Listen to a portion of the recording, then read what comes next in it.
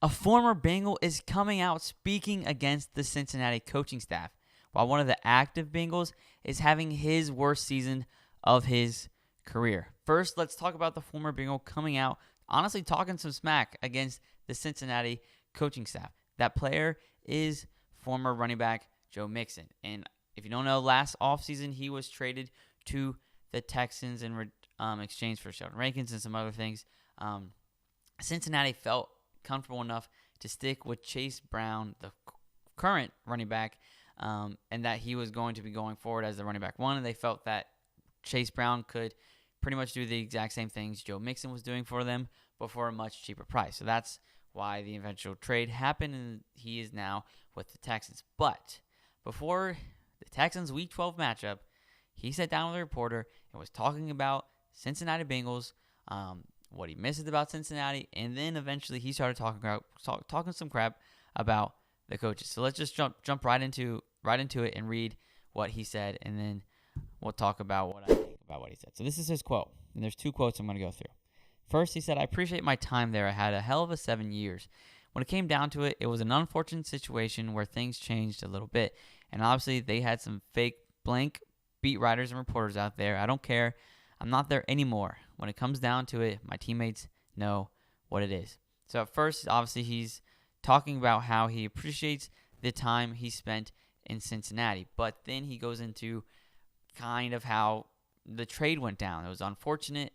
You can tell even going back to offseason watching the press conference when he's with Houston, he was upset. He wasn't expecting to get traded, especially with his last game as a Cincinnati Bengal going off against the backup of the Browns, but he still had like one of the best games of his career. And it was honestly a shock to me when it came up on my phone that we were trading him. And looking at it now, I understand why it happened, and it was ultimately a good move for Cincinnati, but he was upset. He had a good career in Cincinnati, but like he said, it was just unfortunate things happened. But that's when the conversation turned, and then he started talking about what Cincinnati was doing wrong. So let's read that part of the quote. "One thing that I can appreciate being in Houston now, besides Cincinnati, is what he's saying, is they utilize my skill set. I've always been a threat in the passing game. And one thing about here, they give me my screens. They give me my choices. They give me flat routes that I can take. They give me all types of combinations. They utilize me." So Joe Mixon is basically saying that Cincinnati wasn't using him the correct way. He feels like the Cincinnati coaching staff, in a sense, let him down and not utilizing him to the best of their ability, saying that they could have used him more in the receiving game. And I can understand that as being a former athlete. You feel like sometimes your coaches aren't giving you enough chances. Your coaches aren't giving you the right plays that help or utilize you in the best way. But if I'm being honest, I have to disagree with Joe Mixon. He was a great player for Cincinnati, and he was one of the workhorses for the Cincinnati offense the entire time he was there. We utilized him very, very well. He was always getting the ball, running, and receiving. So I really don't know what he's talking about there. I don't know if that's a shot just at Zach Taylor or Brian Callahan, who is now the Titans head coach, former offensive coordinator for Cincinnati. I really don't understand it. And, I'm not just talking out of my behind right now. I got stats. I really don't understand what Joe Mixon is saying with this quote. But with this quote, there's serious implications that this could be talked about. If Joe Mixon doesn't feel like he was being utilized correctly, how many other players in Cincinnati right now feel like they aren't being utilized correctly? Could T. Higgins not feel like he's being utilized correctly? Jamar Chase, could he feel like he's not utilized correctly? Worst of all, if Joe Burrow doesn't feel like he's being utilized correctly, what could this mean? One, is Joe Mixon correct? I don't think he is. But if he's correct, what other players are not being utilized correctly? Or, a different note, what if they don't feel like they're being utilized correctly? Because that's two different things. Joe Mixon might feel like he wasn't utilized correctly, but he actually was. Jamar Chase might feel like he's being utilized correctly, but he's not. I'm not saying that he's not, but I'm just saying there's different ways you can look at this. But I think I don't understand where Joe Mixon is coming from with this quote.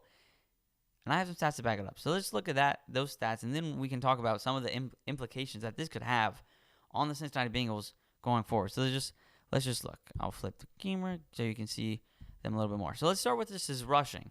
So his rookie year, obviously it was rookie year. Most rookies don't go off their first year, but rookie year, 626 yards. Then the rest of them, except 2020, where he got hurt and was out the remainder of the season. After 6 games, he was out the remainder of the season. And then in 2022, he also got hurt. Wasn't out as much. But every other year, besides his rookie year and the years he got hurt, he was rushing for over 1,000 yards. And in 2021, he was a Pro Bowl player. He was selected to go to the Pro Bowl in 2021. He had 1,000 yards rushing every season unless he got hurt and his rookie season. And I did all the math. His average rushing yards, excluding only 2020 when he only played 6 games, that was the only year I didn't factor into it because he obviously got hurt. Every single year, he was averaging just under 1,000 yards rushing, averaging every single year at 997 yards rushing per year. And the main factor in that, why it's not 1,000 or exactly 1,000 or a little bit above 1,000, because of 2020, and that was a year he got hurt. So I factored that in, but he played most of the season and he missed a couple games, so that's why I kept that in. But without that season, he's averaging over 1,000 yards per year. He was being utilized correctly, especially in the running game. Let's look at the rushing touchdowns. Rookie year had 4. 2018, he had 8.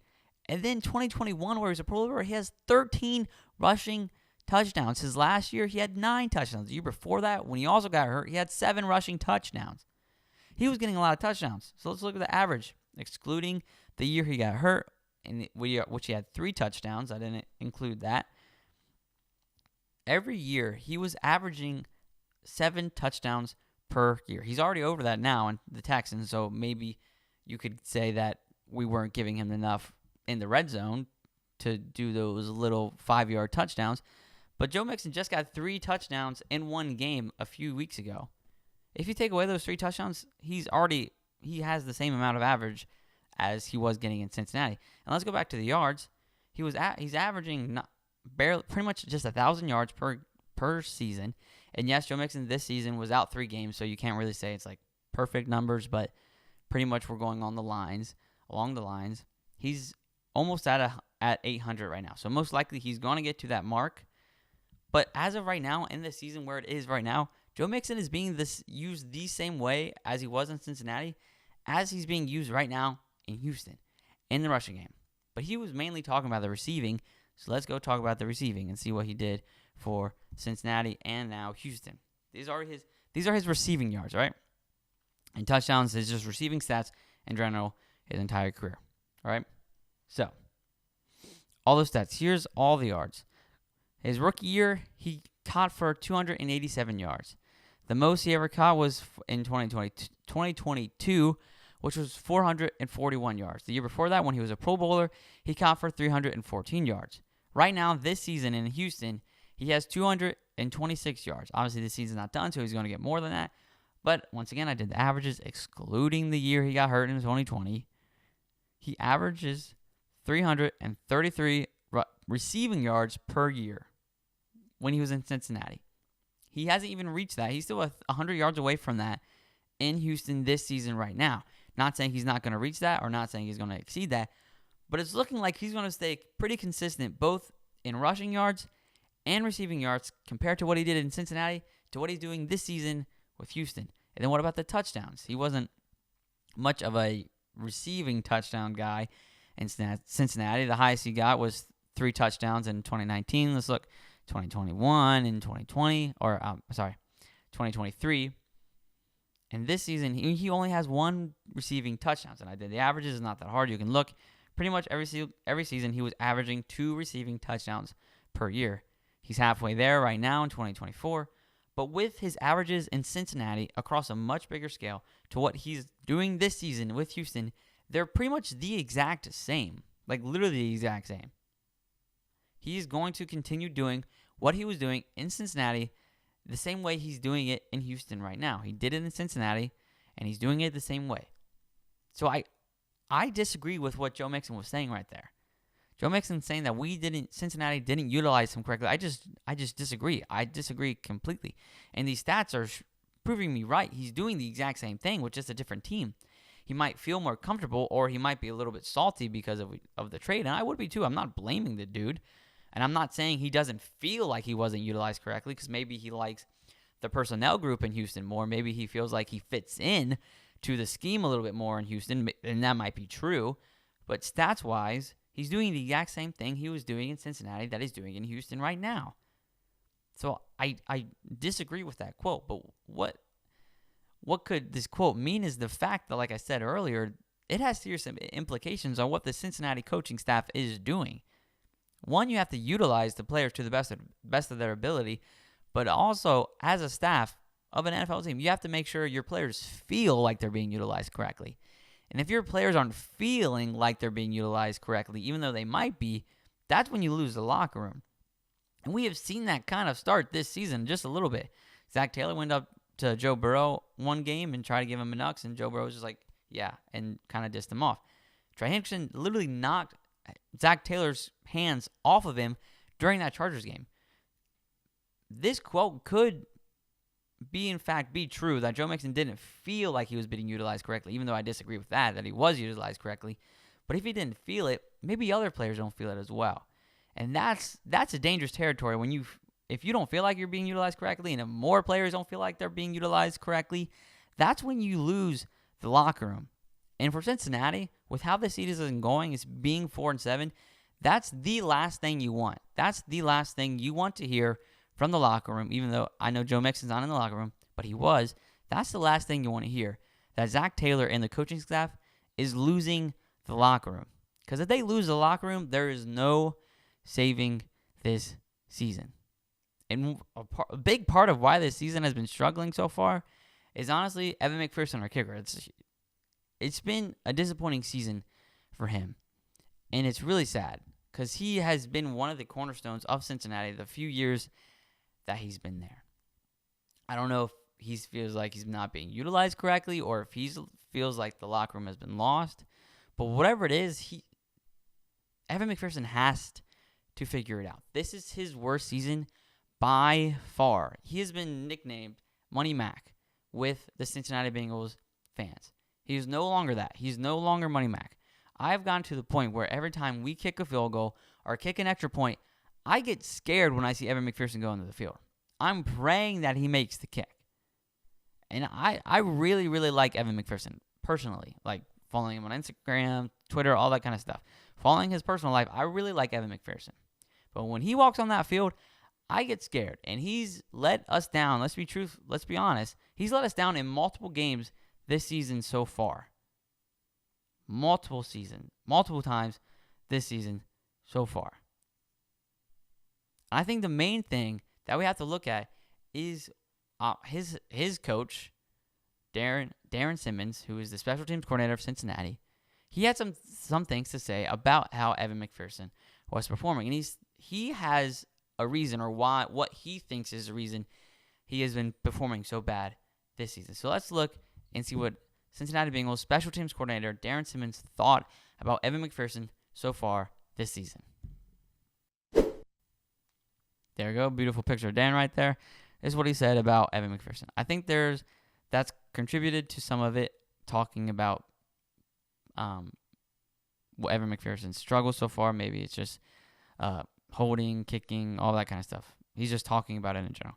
There's no question that that one in Baltimore game was not a very good snap, and it was a very good hold. I think that was pretty obvious to everybody. I think the operation wasn't perfect in the Cleveland game, frankly. I still expect Evan to make that kick, although it makes it more difficult when the snap's not exactly right and the hold's not exactly right. So Darren right here thinks that it's mainly because of the holds and the snaps. And I'm not saying I agree with that. I'm not saying that's the only reason, but that's a huge factor in kicking the football. And if you don't know, Evan McPherson has been in the league for 4 years. He has had 4 different kick holders, or however you want to go, field goal holders, whatever you want to call it. He's had 4 different ones. That's 4 different styles of holding you have to get used to.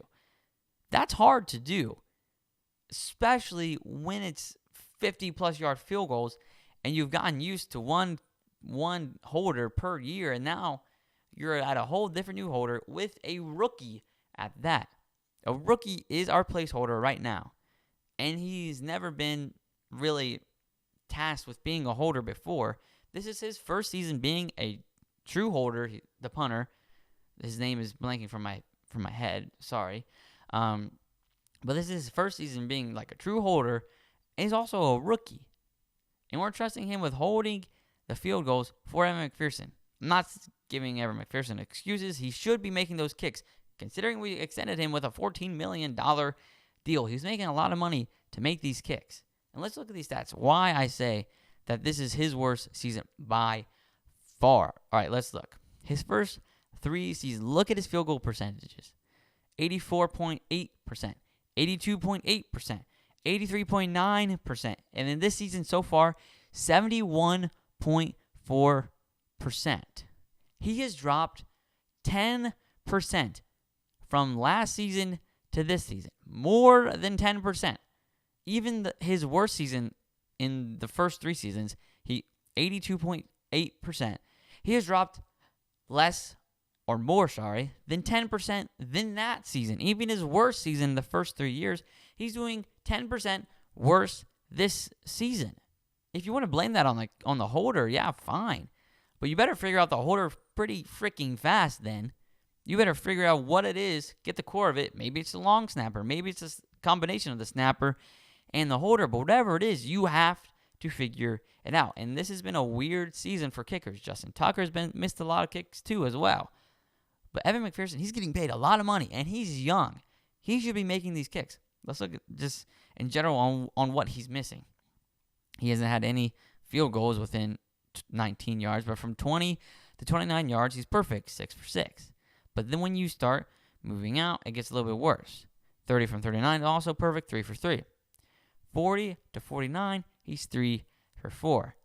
But this last stat, this is when you make your money as a kicker.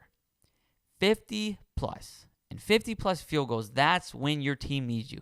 Your team needs you to step up to make those 50 plus field goals. And what is he this season? He's 3 for 7. 3 for 7 in field goals, 50 plus. Before that, the years before, last year he was 7 for 12. The year before that, he was 5 for 5, perfect in 50 plus field goals. And the year before that, he was 6 for 9.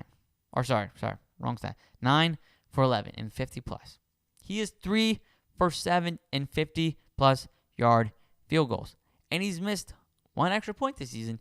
He's missed an extra point, which could have cost us a game against against the Kansas City Chiefs.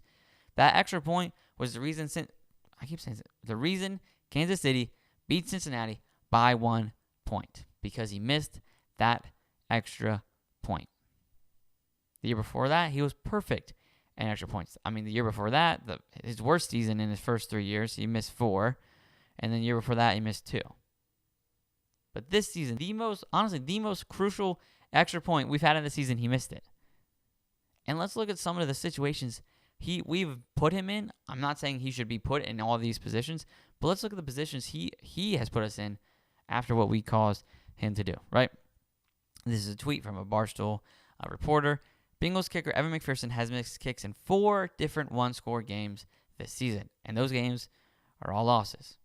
He went 1 for 2 in extra points at KC, like I just talked about, and that was when the Bengals lost 26-25. If you make that extra point, it's going into overtime 26-26. All right, what about the Commanders? He was 2 for 3 in field goals. Cincinnati lost 28-23. 38-33. If you make one of those, it's 38-36, and all Cincinnati has to do, instead of going to score on that last drive like they were trying to do, all you have to do is make a field goal, and then you win the game. Another field goal. If you made the previous field goal, you make one more, you win the game. You don't even have to go score to win the game. You just need a field goal. All right, what about Cincinnati? Or what about against Baltimore? The first time, right? He missed one field goal in overtime, which was the reason we lost. And that was the main struggle with that kick, was the hold. He should have been put in that situation because we should have been more aggressive. But Evan McPherson is paid to make those kicks. and he missed that kick. If he made the kick, we would have won. All right, what about the Chargers? In the last couple minutes of the game, he missed 2 field goals. He went 2 for 4. Cincinnati lost 34-27. Instead of going for a Hail Mary at the end of the game, if you made both of those, what would you have to do? Just drive to get another field goal. But even if we got there, we wouldn't even have trusted him to make that field goal unless he was making field goals like the seasons before. Whatever is going on with Evan McPherson, he has to figure it out.